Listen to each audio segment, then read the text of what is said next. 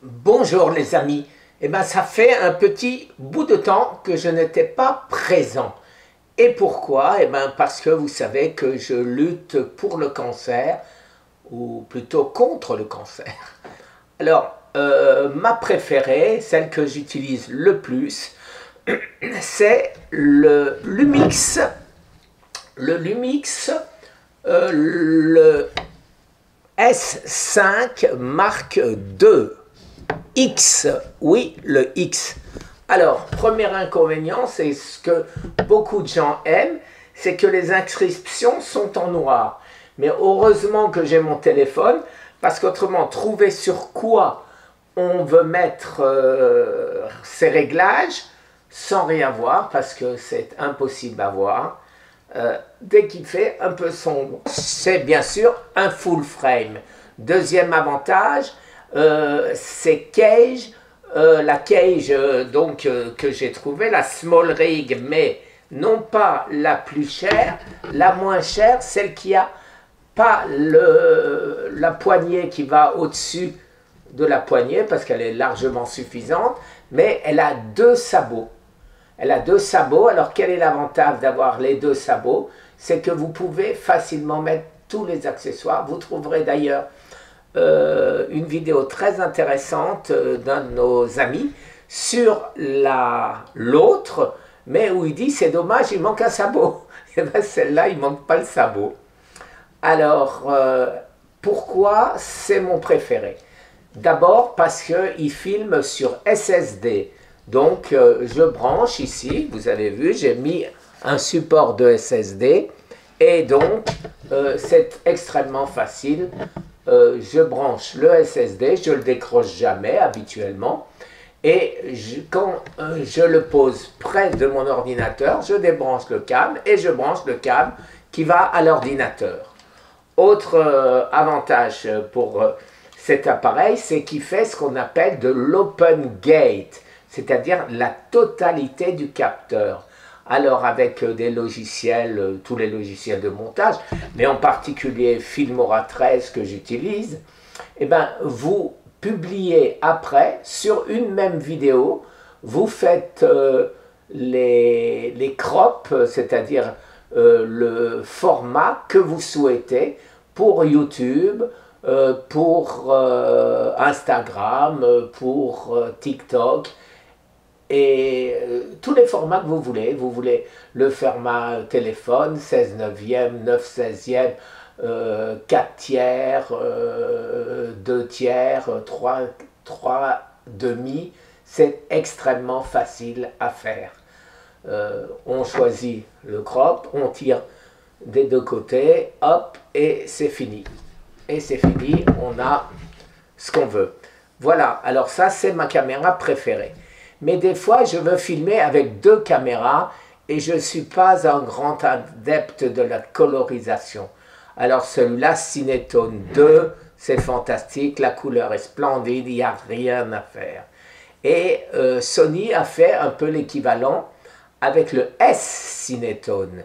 Le S-Cinetone de Sony, que l'on trouve sur pratiquement toutes les dernières caméras relativement haut de gamme de Sony. Alors, le FX30, c'est un APS-C, mais je vous rappellerai simplement que le APS-C, c'est ce qu'était la norme, il n'y a pas encore longtemps, sur toutes les caméras qui valaient des 50 000 $, des 60 000 $. Alors, c'est pas parce qu'il y a eu quelques caméras qui font du full frame que ça va changer quelque chose. En plus, quand on filme, habituellement, on a de la lumière. Et si on n'a pas de la lumière, aujourd'hui, ces appareils montent en ISO. Avant, quand on était à 6400, hasard, oulala, c'était ISO maintenant. Quand c'était énorme, on dit, oh, on ne dépasse pas 800, on ne dépasse pas 1200.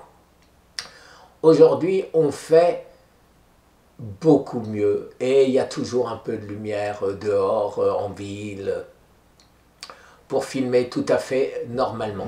Alors le FX30, pourquoi?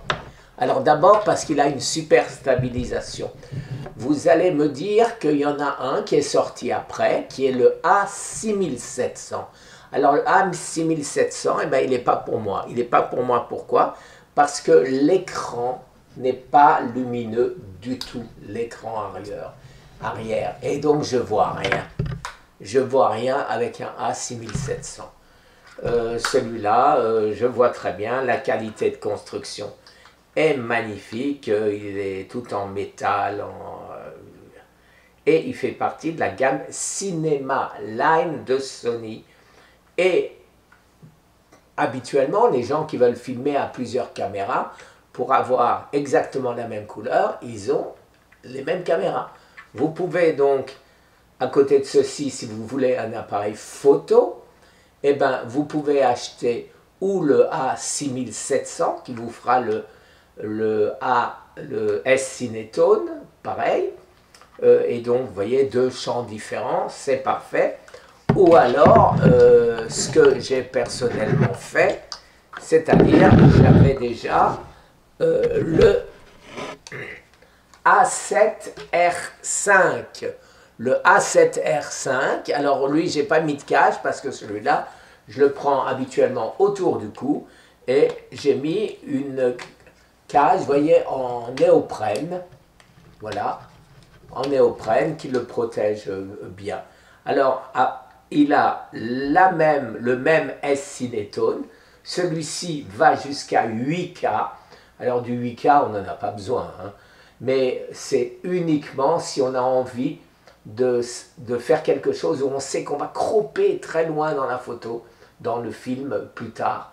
Donc avec 8K, eh bien, vous croppez beaucoup plus qu'avec 6K de celui-ci ou de celui-ci.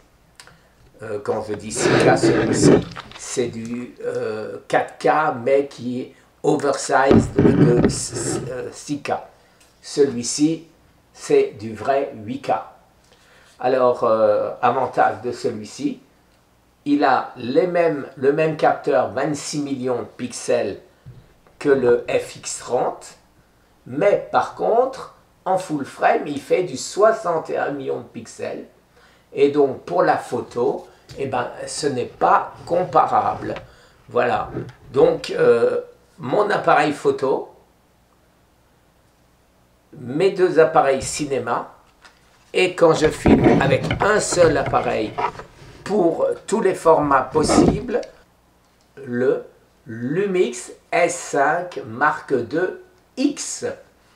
Voilà les amis, alors 2024, mes appareils photo pour le cinéma et le A7R5 pour la photo. Mais si maintenant je veux faire de la photo animalière, est-ce qu'il y a mieux que ce A7R5? Personnellement, je pense que oui, et je vous en parlerai probablement demain. Au revoir les amis, très très bonne journée.